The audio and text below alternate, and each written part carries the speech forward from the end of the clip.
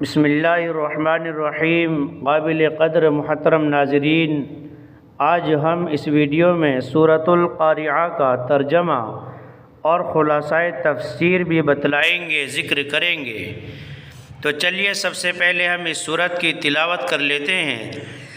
اعوذ باللہ من الشیطان الرجیم، بسم اللہ الرحمن الرحیم۔ القارعة ما القارعة وما أدراك ما القارعة يوم يكون الناس كالفراش المبثوث وتكون الجبال كالعهن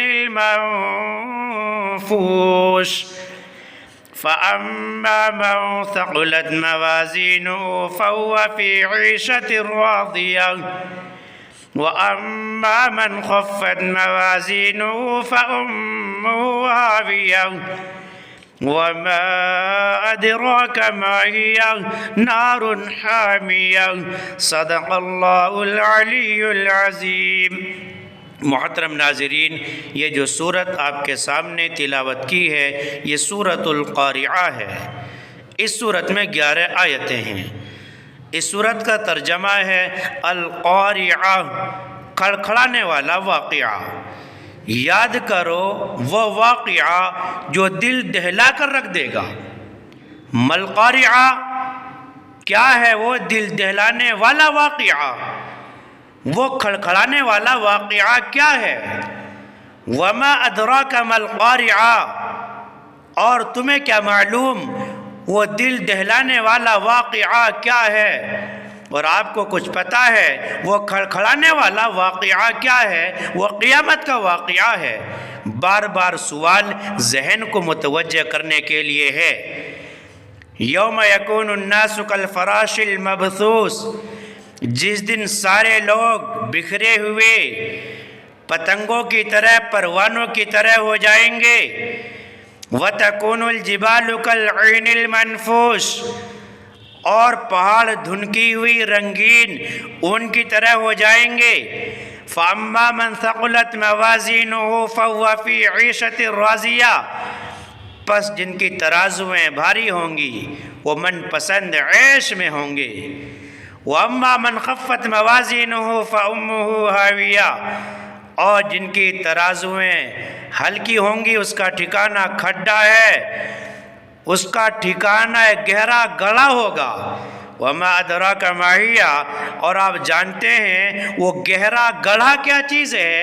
نار حامیہ، ایک دہتی ہوئی آگ ہے۔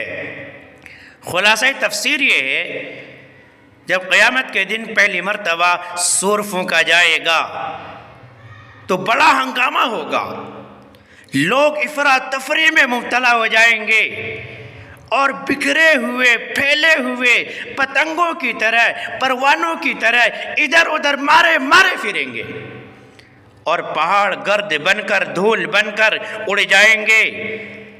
اور جیسے مختلف رنگتوں کی اون دھنکتے ہیں، فضا میں، ہوا میں مختلف رنگوں کے گالے اڑتے ہیں، پہاڑ کے رنگ بھی مختلف ہیں، ان کی گرد بھی ایسی ہوگی، یعنی مختلف ہوگی، الگ الگ ہوگی۔ اور جب دوسری مرتبہ سور پھونکا جائے گا اور مردے قبروں سے نکل کر میدان حشر میں اکٹھا ہو جائیں گے تو جگہ جگہ انصاف کی ترازو قائم کی جائے گی، جگہ جگہ انصاف کی ترازو رکھی جائیں گی، اور ناپ تول کر فیصلہ شروع ہوگا۔ الٹا فیصلے نہیں ہوں گے، ناپ تول کر فیصلہ کیا جائے گا، اعمال کا وزن کیا جائے گا۔ جس کی نیکی کا پلڑا بھاری ہوگا وہ جنت میں جائے گا اور وہاں وہ عیش کرے گا، من پسند کی زندگی گزارے گا۔ اور جس کا نیکی کا پلڑا ہلکا اور برائی کا بھاری ہوگا وہ گڈھے میں گرے گا، یعنی دہکتی آگ میں جائے گا، نعوذ باللہ منہا۔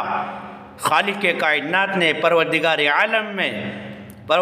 عالم نے اس صورت میں یہ ارشاد فرمایا ہے کہ کل قیامت کے دن اعمال کا وزن کیا جائے گا، الٹا فیصلے نہیں ہوں گے، اعمال تول کر فیصلہ کیا جائے گا۔